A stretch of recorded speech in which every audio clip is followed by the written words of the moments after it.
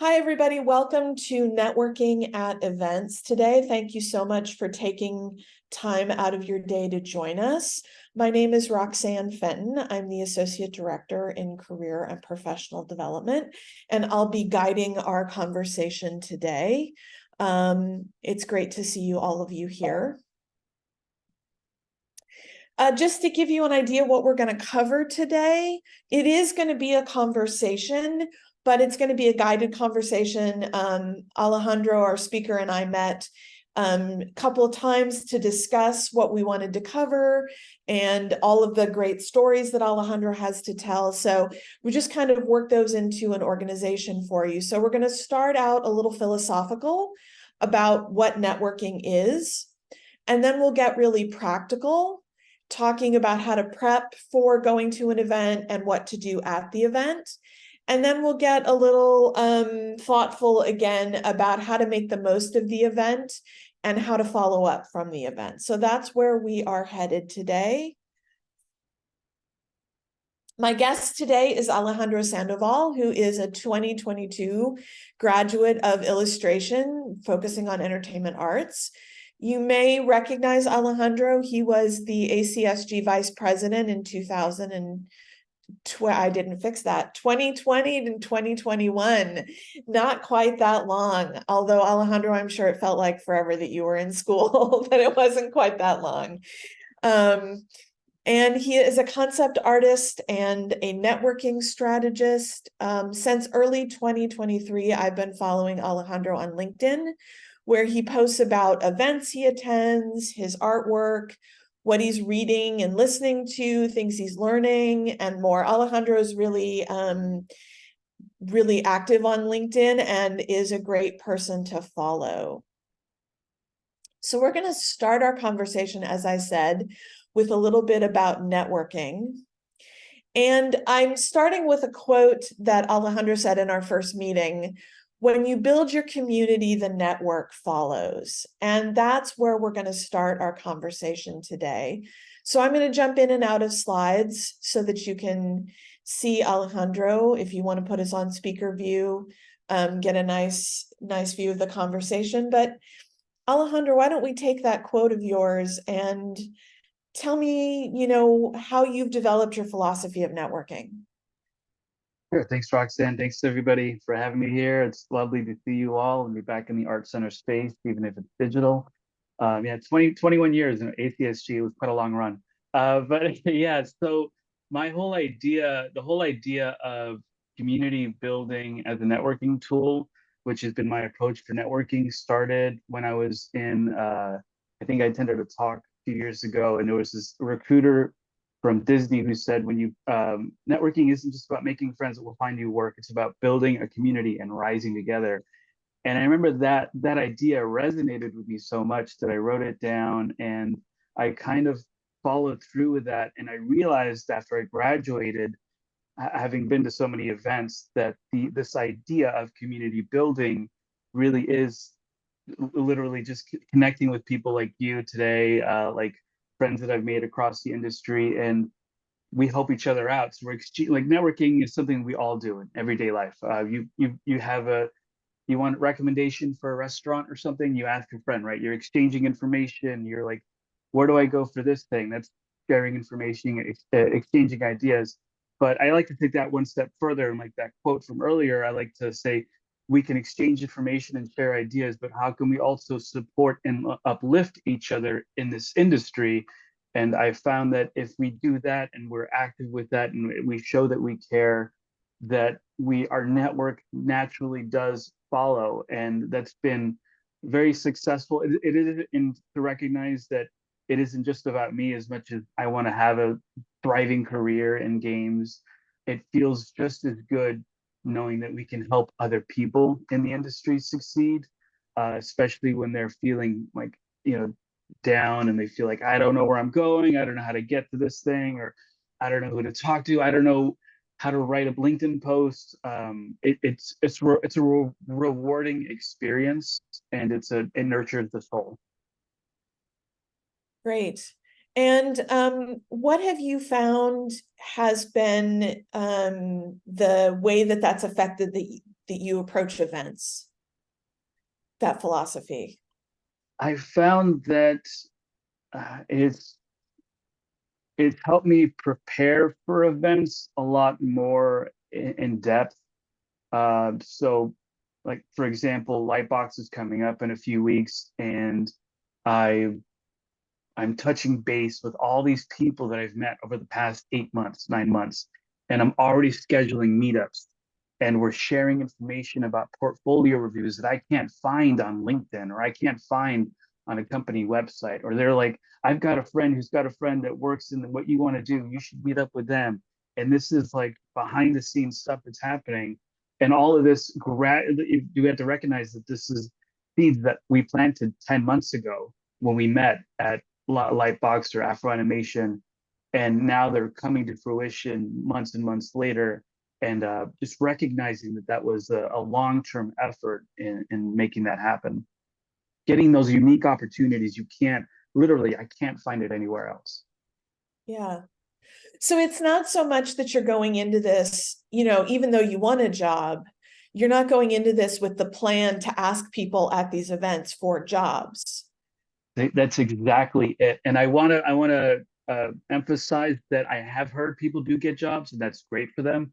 But to give people that expectation, don't go in with the expectation that I'm going to go into Lightbox or whatever event it is, and I'm going to get a job, because that puts so much stress on you as the individual with like that mental mindset. But if you go in with the expectation, so earlier I asked everybody to put so what are your goals for the conference? I said my 3 goals are to make friends, learn about the industry, and have fun. Nowhere in my goal list did I say I'm going to get a job. Because if you do that, if I say I'm going to mentally do this thing, I'm going to get a job before I go to this event, you're subconsciously training your mind to have every conversation you have geared towards, how do I get a job? How can you get me a job? What can you do for me? How can we make this all about me? And when you do that, I begin to realize that you start to create a rift, and you're not really building relationships. You're trying to create a transaction, and you don't want transactions, because this isn't a car. You're not going in to buy a short-term thing. You're trying to build relationships. You want to go in the mindset of, how can I build a relationship with these people that I'm connecting with in the industry? Yeah. Yeah. I think that's really a key understanding. This is relationship building. It's a social activity, and that people like to help people that they have relationships with. Very much so. Very much so. Yeah. All right, let's jump back to our slides and kind of recap a little bit this philosophy. So you want to manage your expectations when you're headed into a networking event, so that you don't set yourself up for disappointment, but you also don't put too much pressure on yourself.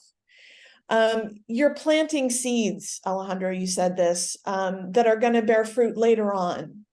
And I think it's also helpful to think about staying curious about other people.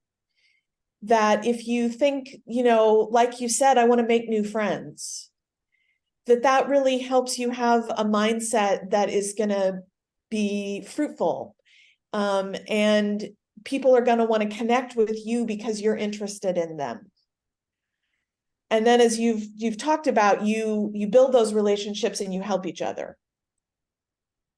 Yes, all of that. And I just want to add one last thing, if I can, with a stay curious. Stay curious about other people, ask about them. I went to an event this past Friday in San Francisco, chatted with this lovely gentleman. We talked for 25 minutes or so. And he said, "Oh, it's so great talking to you, Alejandro. I enjoyed our conversation." I said, I did too. But if I realized, like, we spent most of the time talking about him, so it was fun for me because I get to learn about him.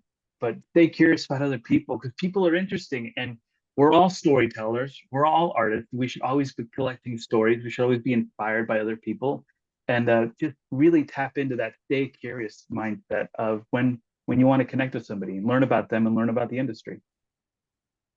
All right. Now, you mentioned prep work that you were doing for Lightbox, for example, connecting with people, because your time during the event is a resource. Again, I'm paraphrasing you here. So tell me about prep work. Oh, there is so much to say about prep work. Actually, we were just talking about this earlier, but uh, the first thing I'll say about prep work is that you treat this like an art center prompt. And I know whenever we get an art center prompt, they say like half of the work is just the research. So do the exact same thing for any event. So I'll give you an example. We're talking about Lightbox primarily. So Lightbox, they have all of these speakers, right? I just saw that TV Choi, who's a big concept artist, is going to be there. Aaron Stout, who's a big storyboard artist. Really big designers are going to be there. So the first thing I would do if I were, if my knowing what my focus is, right? So my focus right now is concept design for character design for video games. So what I would do is I'm going to go research everything I can find about TV Choi on LinkedIn, on her website, put in all this prep work and understand who she is, where she comes from, and take that with you to the event. So when you're at the event, you'll know who TV Choi is, and you have a background or you have an understanding of her. And then also, uh, research the sponsors. Every event has a sponsor. So go on the Lightbox website. Who's the sponsors? Lucasfilm, Pixar, Disney, and then figure out if they're, usually when there's a sponsor, there's going to be recruiters. So then go to the company website and look at is Lucasfilm going to have portfolio reviews. I did some research a few days ago, and they are. So submit for a portfolio review. Stay up to date on LinkedIn. Pixar is going to be there, and they're having a portfolio review, but they booked up within 4 hours. But all of this is just I'm treating this like an art center prompt. I'm trying to learn everything I can about this event online and through my network of people before I even step one foot in the door. And this puts you in an opportunity where you can take advantage of information as it comes at you. So if you get a chance to talk to TB Choi and ask a question at the Lightbox panel, you'll be fully prepared with who she is, and you'll have a more well-equipped question to ask than something generic because you know who she is. TB Choi, and you mentioned something about your Disney-esque background and how you use this to bring this into your work. Can you talk more about that? Like you're really preparing yourself, and to recognize that it not only makes you more prepared, it makes you stand out in the audience because panelists love it when you ask a good question because they will tell you that if you go up to them and say, it was so great meeting with you. It was so great hearing you today. They'll tell you, thank you. That was a great question. Thank you so much for participating, or thank you for being here. So it's just another way to build a connection too with the panelists or whoever you want to talk to. Yeah, that's great advice. And we've all heard those questions that aren't really a question, Yeah. that kind of rambling. You don't want to be that person, right? Yeah. You want to Yeah. you want to stand out for a good reason. Yes. Yeah. How did you hear about like the Pixar portfolio reviews? How do you find things on LinkedIn? Are you searching the companies? What are you doing? Hashtags are great. I follow hashtags. So I used to follow hashtags on DreamWorks early careers so I could be notified on early careers for DreamWorks internships. But use LinkedIn for the hashtags. What I also like to do is follow the recruiters, but be specific. So if you're, a technical recruiter is going to be a recruiter who focuses only on hiring computer science or programming or anything like that. So if you're not interested in that, don't follow a technical recruiter. Focus on the art recruiter or focus on the early career recruiter or look for the Pixar company website and see if they have any like ERG, which is an employee resource group for their company, and see if you can find any, like they'll talk about it on their company website. Our ERG group did this at this conference. See if there's any names that pop up and then find that person on LinkedIn and then follow them. So there's different ways you can go about that, but you got to go beyond the company website. You got to dig deep, and LinkedIn is an amazing networking tool. It is not a job posting website, folks. It is a networking tool. And this whole talk is about networking and it's about community building. So if you're not on LinkedIn, get on LinkedIn. Even if you're an artist, get on LinkedIn. And then if you're an artist, get on ArtStation, but still use your LinkedIn and use it. Don't let it sit there. Fill out your profile, build your brand, build your audience, let people know that you exist and interact with people, just like you're going to do at Lightbox.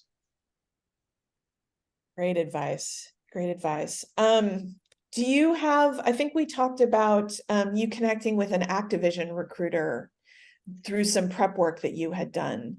Yes, thank you. Yes, so I'll put this practice. I'll give you an example of how I put this in practice. I was going to Latinx and Games Festival a few weeks ago, and I did research Activision Latinx and Games Festival, and I saw a recruiter pop up, and they had a QR code on their post that said, "I'm going to be at Latinx and Games. Fill out this QR code. We'll see you there."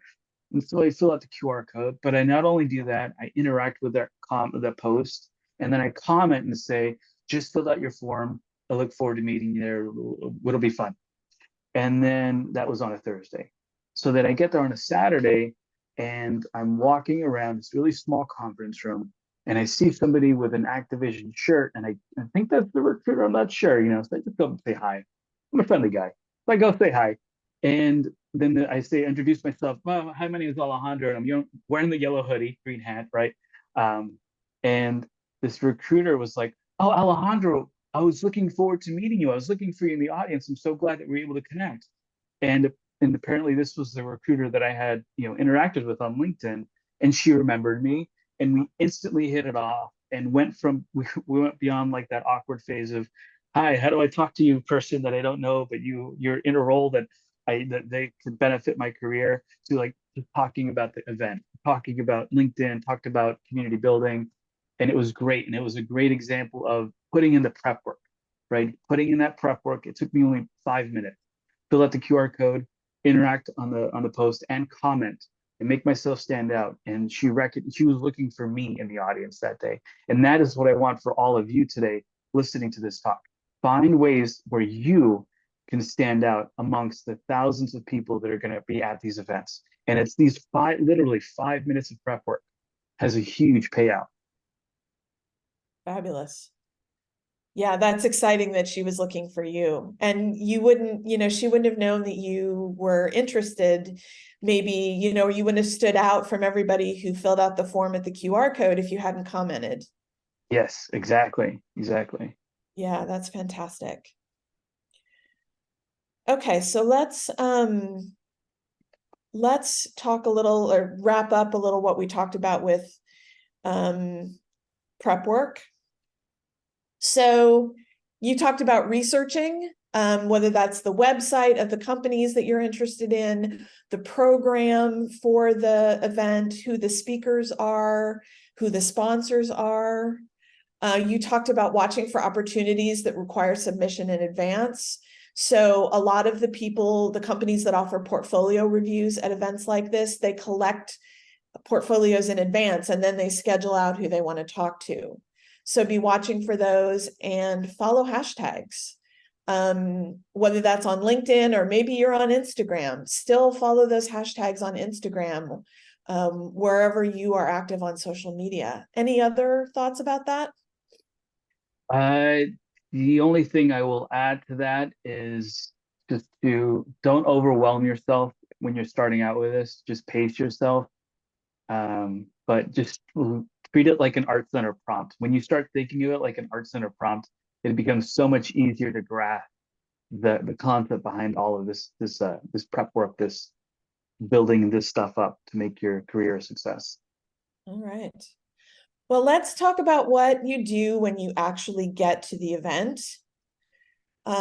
So we're going to get really practical now, some real details, and I'm going to go ahead and share my summary to start with so that people can kind of see what we're going to talk about.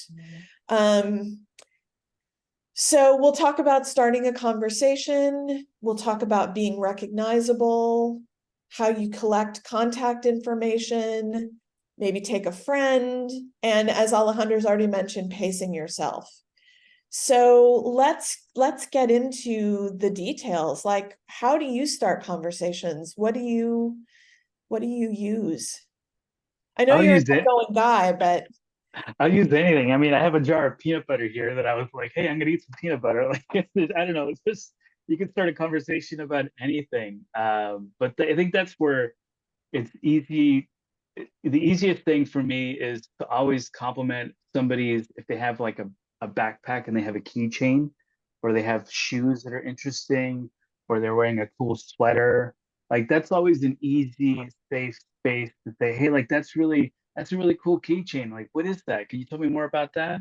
If it's something that somebody has on their person, they'll be excited to talk about it and share about it. So that's always a good safe space, or like an even better one, engaging around the actual event. So you could say, how's Lightbox going? How's Lightbox going for you? Did you get to go to that panel? Did you get your portfolio review? Like, how's everything been for you? Like any tips you have for me? Like just make it about anything. Like how's the weather today? I love that local sports team. I don't know. You could just come up with something, but whatever is comfortable for you. But I find that it's just keep it centered around um I don't know, making it fun, making it friendly.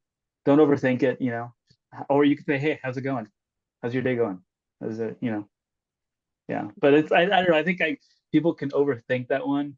And I think that can be quite difficult. But I say just have fun with asking questions. Yeah. Eilish put a resource in the chat that our office has put together with some small talk tips. So it includes things like Alejandro mentioned, talking about the event, talking about what somebody's wearing, all of those kind of things. Advice that I saw on a LinkedIn post was everybody is feeling awkward. And most of the time, people are really glad when you break the ice. They're really, they're really thankful that you said something. So don't be afraid to just jump in there and, say hi, wave, smile, make eye contact, because people Yeah, will thank you for it. yeah, you know, I'm recognizing that I was a salesman for 10 years, so that's kind of ingrained in me at this point to talk to people. But I'll give you an example, not even related to an art event. I went to a concert in Berkeley a few days ago. So got to see Death Cab for Cutie. I'm a huge fan. And I'm walking back to the bus, and this young woman has a bag that has one of the quotes from one of the songs on it. And I'm just literally no went there by myself, you know, walking back, and I just said, "That's a really cool bag. What was your favorite song in the band?" And her and I literally talked the entire way back. It was 20-minute talk, complete stranger. And all it took was for me to say was, "That's a really cool bag. What was your favorite song?"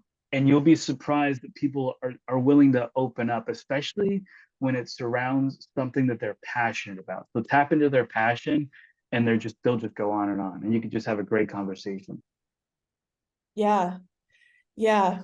All right. Let's talk about being recognizable and tell us your story. You're wearing your uniform. Tell us about this.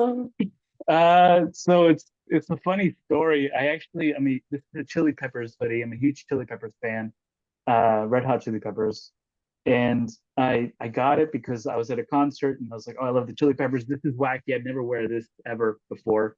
So I got it, and then a few months later, I was at Lightbox and I was cold, and I grabbed this thing, and I remember being there the first day and getting all these compliments about it. And then over the course of the next 3 days, people would be like, hey, Alejandro, I met you yesterday. I saw your hoodie from like a mile away. And I realized that at Lightbox last year that this was a good way to stand out. Um, Not just because of the fact that it was just really bright, but also if I looked at the audience of people around me, everybody was wearing gray or black or brown, and having a significant like identifier, something that can make me visually stand out, really helped build my brand visually. And so I just kind of leaned into that. And I've been wearing this thing at every single I watch it all the time. Thank you. But I'm wearing this hoodie to every single event I go to. And without fail, it makes me stand out and people recognize me in photos. And so yeah, what I would say to that is I earlier we talked about keychains or something like, you know, something on your backpack. Find something for you that you feel comfortable wearing. Could be like cat ears or a cool hoodie or something, and you know, try to use that as your sort of visual brand whenever you go to an event, and people could recognize you for that. And you could just kind of use that also as a starting point for a conversation, like, oh, this is my really cool Chili Peppers hoodie. I love the Chili Peppers. What's your favorite song? Right. And then suddenly you have a, you know, conversation with a complete stranger, all because you're wearing something that you love and it makes you stand out amongst the crowd. Yeah. I think that's something that we may not think about, but it could be, something as simple as a pair of shoes. Maybe you have really fun, funky glasses that you don't always wear, but maybe you want to wear them always to events. Make a button with some of your artwork, and put it on your, you can wear it on your chest, or you can put it on your backpack, or put it on your purse, or maybe you're really into a particular anime, or you're into a particular video game. Wearing some, like, those are all things that you can do that give people an in to talk to you and help them remember you. Oh, I saw you yesterday with your button. Yes, and just to kind of tap into that real quick, it's brand identity. Like, so this Green Lantern hat, I'm a Green Lantern fan. Everybody knows that I love Green Lantern because I'm wearing a Green Lantern hat. And so favorite anime, favorite shoes, favorite something, it's a part of your brand identity and you can use it in a conversation. Yeah, that's great. Great advice, Roxanne. Yeah. We had a question in the chat that wraps into this. Is there something that would be considered inappropriate to wear at any event? That's a good question. For me, I would say just follow whatever the guidelines are for the conference. If they say don't wear anything to this or that, don't wear anything too intense. Maybe obviously the first thing I would think of, don't wear anything too intense, like any violence or gore, because there's going to be a wide range of audiences there. And also, if you're going to meet a potential employer, is that the first impression that you want to give them? Is that like this really intense visceral image? Like, no, you want to be creative, right? Nickelodeon is like, you want to be creative, you want the best of you, we want the kid in you, right? So you want to be creative, you want to have fun with it, but also you do want to balance that out with being professional and recognize that anybody in the audience at one point in the future could be your future employer. And so anything you do, anything you're wearing at that event could leave a mark on them. So you want to be remembered as somebody who's creative and fun and playful, but also professional. So find that balance, Lauren, of what you think is professional and creative. Yeah. So probably not your profanity t-shirt. Nah, save that for the barbecue. How do you collect contact information? There's a few ways. We have an app called the Blink app that I use that's free, and I think Roxanne has a link for that. You can use, it's a digital business card. You can have it on your phone. It's QR code. You can scan somebody's business card, and what's great about that is it tells you when you met the person, and you could write notes about the person. So it helps you keep track of information, like, oh, this person liked this thing. So when I follow up with them, I'll mention this. So it kind of builds, it's a way to maintain and connect that relationship that you built. The other thing that I've found is that if I get a business card, I'm probably not going to keep it, but I will take a photo of it so I can remember to follow up with that person. But I'm not gonna, like, just a business card is physical space. I don't have a lot of physical space. The other thing you could do is LinkedIn QR codes. That's a good way. Everybody has LinkedIn. I have a LinkedIn QR code. Scan that, or you give somebody your QR code, and then whenever you guys connect, make sure to take a screenshot so you know who you're connected with that day, and then you could follow up with them later in the week, or a few days after the event. But if you recognize, all of these things are about, yeah, you're going to exchange information, but you also got to make a mental note or some sort of reminder for you to follow up with them, because doing the follow up is part of the process of going to these events, because you want to build upon that relationship that you've initiated at the conference. Yeah. Excellent. I think the thing that you're saying that's really important that we sometimes forget about is to find a way to make notes. Yes. To find a way, because you're gonna experience a lot at the event, and you're probably not going to remember it all. So all the breadcrumbs that you can leave yourself, a trail of who you met and what you talked about, is really beneficial. Yes. Great, Yeah. great advice. Yes. Yeah. Talk about pacing yourself at the event. When I was at ArtCenter, I used to get really overwhelmed around midterms and finals. And then I used to tell myself, for me to catch up, I have to slow down. And I do the same thing when I'm at a conference. It's very easy to be overwhelmed because you feel like I need to do everything under the sun for the next 2 or 3 days or however long I'm here to make the most of this time. But that is the quickest way to get burnt out. So pacing yourself is listening to yourself, listening to your body, recognize when you're tired, and you'll recognize that when you feel like you realize you can't maintain a conversation or you can't think of a good idea or you can't like you everything is too much. There's too much stimulation. So when that happens, listen to your body and pace yourself. Take a break, go for a walk outside, find somewhere to rest for 20 minutes, listen to your favorite song, do whatever you need to do to reset yourself because quality is always going to be more important than quantity, and you want to leave an impact, a conversational impact with everybody you connect with. So it's really just about listening to yourself and recognizing that for you to catch up, you have to slow down. All right. That sounds great. And then we also made the suggestion that you might want to take a friend. Yeah, yeah, yeah, that'd be great. Yeah, have a friend there. Having a friend there is a trusted ally. You two can go on one side of the conference, you go on the other. You two can go to panels together. Hold my seat while I go to the bathroom. Just these little things. You could look out for each other's stuff. You could have, you know, uh, find ways to connect with people in a group setting. If you have two people, it's kind of easier when you have two people instead of a loner. Just there's so many benefits, and also it's kind of like going to a movie by yourself compared to going to a movie with a friend. You go to a movie by yourself, it's cool, it's fun, you had the experience, but it's only like, oh, my perspective. But if you go with a friend and then you talk about the movie, you're like, oh man, that was really cool. What did you think about that? And they'll say something that you're like, oh, I didn't think about that. That's interesting. Like you could have a conversation around the event and you can learn more from each other. So if you can go with a friend or go with a few friends that you trust, that would be awesome, an awesome experience to take advantage of. Great. All right, back to the slides because we're gonna keep moving here. We want to make sure we leave time for questions.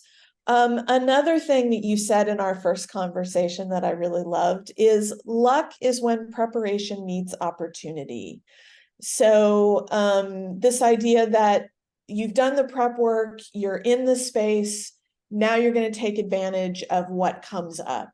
So tell me a little bit about that. Tell me, I know you've got some great stories about how you were able to take advantage of the moment at a networking event.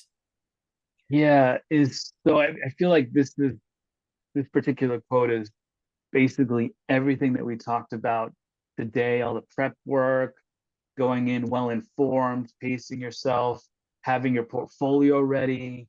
Um, so I think this is the response story, right, Mhm. Roxanne?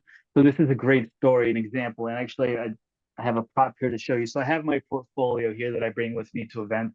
And this is like the hoodie thing. I realized that I've been to 12 events so far, and only one other person has brought a physical portfolio. So then I thought, how do I stand out amongst the crowd of artists? So I printed my portfolio and I went to the Latinx and Games Festival a few weeks ago.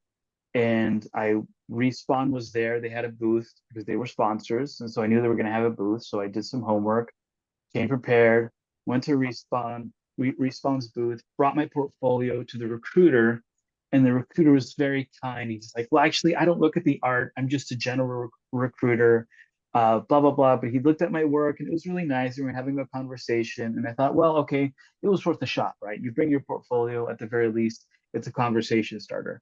So I'm standing there talking to this guy, just chatting it up, and this other gentleman walks by and my portfolio is just sitting there at the table, and I'm talking to this recruiter, and this other guy walks by, and he's like, "Can I take a look at that?" I was like, "Yeah, yeah, sure, sure, why not?" We're like, nervous, right? So he starts looking at my portfolio, and then he's like, "I like this. Oh, I like this is a good one. Like this is you got some good ideas here."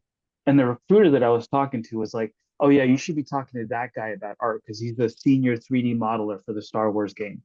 And so this guy that was just walking by, looks at my portfolio, and we connected. And he's like, "Yeah, you know what? Just message. Here's my contact info. Message me after the event, and I'll give you feedback." And we're connected on ArtStation right now, and he's been giving me some tips on 3D modeling, things like that. But if we realize all of that happened is because I brought a portfolio and I put myself in a situation where I'd get lucky. And like the quote says, luck is when preparation meets opportunity. And all I did was to try to be as prepared as possible.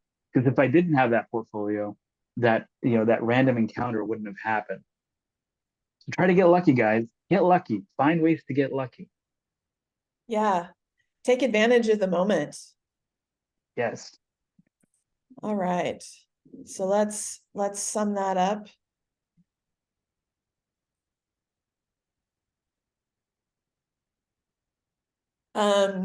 That's exactly what we just said. Take advantage of the prep work and be open to the moment. All right, we're coming to our last topic, which we've been alluding to all along, which is that the event is just the beginning and you want to develop the connections that you made.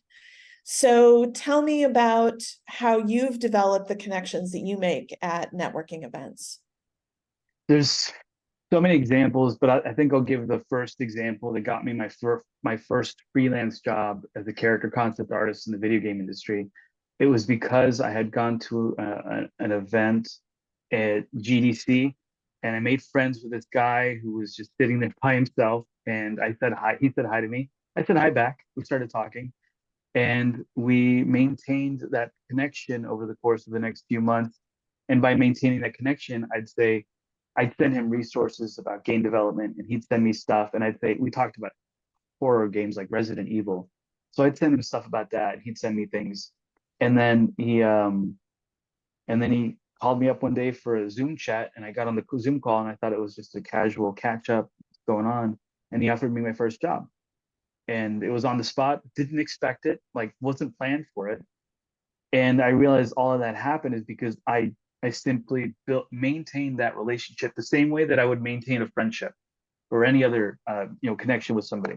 Is how are you doing? How's things going on? I noticed that you're looking for a job in programming. I just saw this job listing for a programmer. You should check this out, right? Maybe they're not going to get the job, but they appreciate the fact that you're thinking about them, and that right there builds that community that we were talking about at the very beginning. Build your community and your network will follow. And that is exactly what we've been talking about this entire talk. Build your community and your network will follow. And building your community isn't really that hard. It takes 5 minutes out of your day, 20 minutes a week. Send stuff to somebody who's looking for work, share a motivational post, interact with somebody's content on LinkedIn or Instagram. Make time for other people. Don't make it all about you. And when you do that, you realize that people are so much more willing to help you in return. Yeah. It's just really that it's a give and take, and that people, if you are interested in people, people are interested in you. It's just like having a good conversation with somebody, right? So let's just summarize what Alejandro just said. You're going to follow up on the connections that you make at events, and then nurture the relationship. Think about what others are looking for. It doesn't have to be a lot, doesn't have to be all the time, can just be casual, something crosses your feed. You can do this on LinkedIn, you can do it on Instagram. People are successful networkers in either space. Somebody posts artwork, you comment on, hey, this looks great, I love this about your artwork. Just the idea that it isn't just going to the event is part of a larger process of building a community.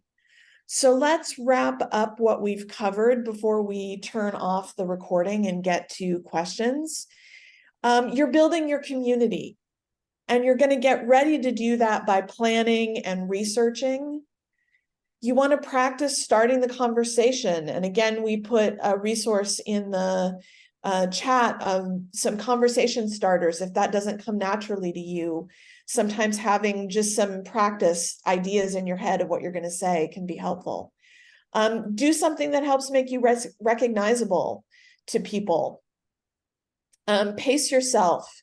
Know that events can be a lot. They can be overwhelming. Go for quality of connection over quantity of connection. You don't have to talk to everybody at the event. You don't have to talk to every recruiter at every company. Do what's manageable for you and your level of comfort talking to other people. Be open to the moment so that luck can happen when preparation meets opportunity, and then build on your connections. So at this point, Alejandro's got a lot of other great stories and a lot of other great experiences, and I want to let you ask questions. I will remind you, you can always email career and professional development at careers@artcenter.edu. And our resource website is available for you. I think Eilish put the link in the chat to our page on networking, which has a lot of the same tips that we've covered today. And we are active on Instagram. So if you want to keep up with what's going on in our office, find out about more workshops like this, follow us on Instagram.